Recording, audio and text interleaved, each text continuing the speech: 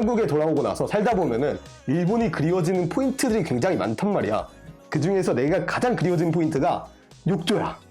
아무래도 한국에는 욕조가 없는 집들이 많다 보니까 일본에 살았을 때 그 욕조, 그게 엄청나게 그리워지더라고. 나도 욕조에 대한 환상 비슷한 게 있어가지고 쉐어하우스를 고를 때도 목욕탕이 있는 집을 골랐었잖아.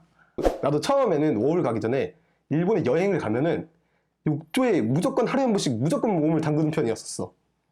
여행 가면은 욕조를 쓸 수밖에 없는 게 거기는 사실 물 아무리 써도 내가 돈을 내는 구조가 아니잖아.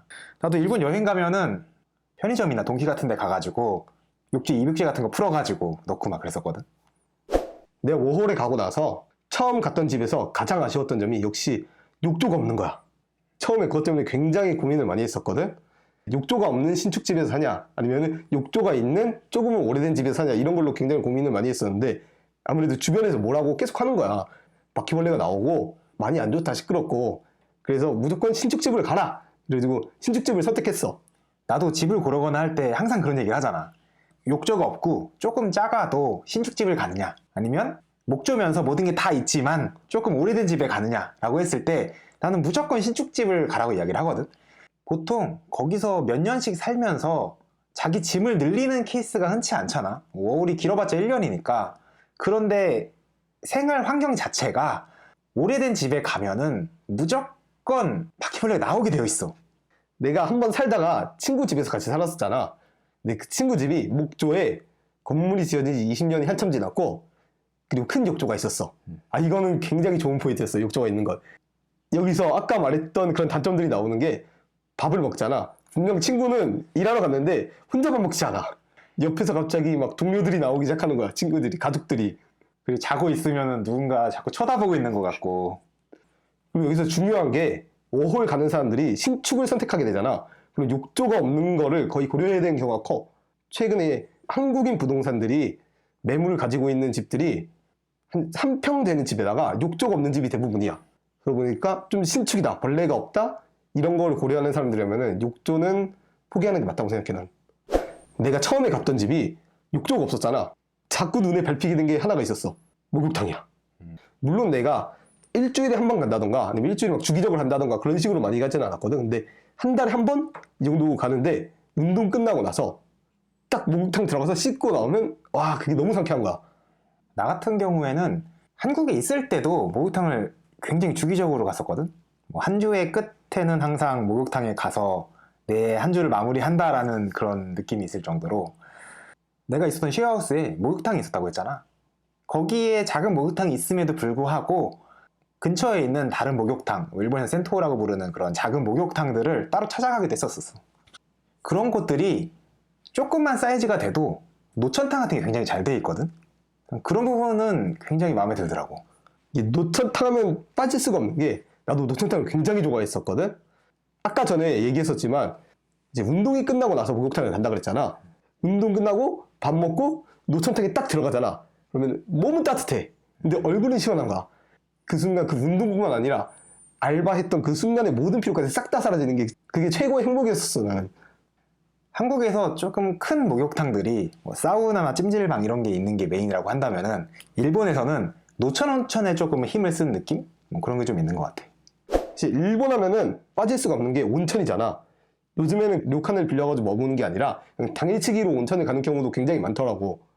일본에서는 여행이라고 하면 온천이 그 자체로 메인 컨텐츠가 되는 경우가 되게 많아가지고 여행사 같은 패키지를 이용한다고 하더라도 온천에 대한 게 엄청나게 많아.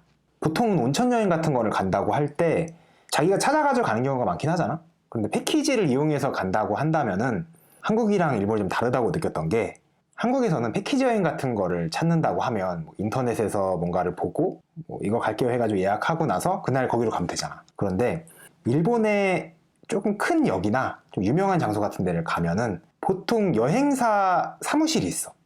거길 가면은 은행처럼 창구가 쭉 있거든. 거기 앉아서 내가 가고 싶은 여행지를 상담원한테 추천받아가지고 가는 스타일로 돼 있는 데가 되게 많아. 한국에서는 그렇게까지 내가 여행사를 직접 가서 패키지를 찾는다 이런 건 흔치 않잖아. 그런데 보통 밖에서 보면은 팜플렛 같은 걸 막 나눠주고 그러는데 거기서 보통 제일 잘 보이는 위치에는 온천 패키지들이 보통 깔려있지. 당일치기로 온천을 갔다 오는 경우도 많다고 했잖아요, 요즘에는. 그게 아니더라도 도쿄에 살면서도 온천을 갈 수는 있어. 도쿄에서 가장 유명한 온천인 오에도 온천 이런 데도 갈 수 있단 말이야. 도쿄 도내에서 한 전철을 타고 한 30분, 1시간 이 정도로 가서 온천을 즐길 수 있는 그런 곳으로 유명한 데가 오에도 온천이니까. 오에도 온천을 온천이다라고 말하는 게 사람마다 조금 호불호가 갈리는 케이스가 있긴 있거든. 물론 유명한 거는 맞긴 해. 진짜 일본 온천 느낌의 여행지냐라고 하면은 글쎄라고 생각하는 사람들도 조금 있었을 것 같아. 어쨌든 이름이 온천이 들어가잖아? 그러면 그걸로도 이미 절반을 먹고 들어가는 거야. 온천이라는 곳에 들어가가지고 몸을 녹이는 것과 그냥 목욕탕이라는 곳에 들어가서 몸을 녹이는 거는 행복감이 다르거든. 그렇게 굉장히 좋아하던 오에도 온천이 아쉽게도 없어져 버렸습니다. 사실 오에도 온천이 도쿄 초보 여행자들한테는 거의 필수 코스 같은 느낌의 장소였었거든. 뭐 최근에 약간 어른들의 사정으로 인해서 없어져 버렸다는 안타까운 소식을 듣긴 했었지. 한국이랑 일본이 생활 패턴 자체가 좀 많이 다르니까 한국에서 요즘 집에는 욕조가 없어지는 경우도 많이 있고 목욕탕도 안 가는 사람도 꽤 많이 늘었잖아. 목욕에 관련된 이야기나 욕조 이런 얘기를 하다 보면은 일본에서 경험했던 그런 목욕에 관련된 경험들이 많이 생각이 나는 것 같아. 사실 목욕탕 얘기도 하고 온천 얘기도 했잖아. 5호를 1년 6개월 하면서 아직까지 창피한 부분이 있어. 제대로 된 온천을 가본 적이 없어. 물론 놀러가서 하코네를 가본 적이 있거든. 근데 혼자 놀러간 데다가 계획을 잘못 짜가지고 그 유명한 온천지를 가보지 못하고 온천 물을 끌어다 쓰고 목욕탕에 들어가서 목욕했던 게 끝이었었거든. 만약에 내가 지금 다시 일본을 간다, 갈 수 있게 된다 하면은 다른 거 다 필요 없어. 일단 당일날 도착하자마자 신칸센 끊어서 하코네부터 갈 거야.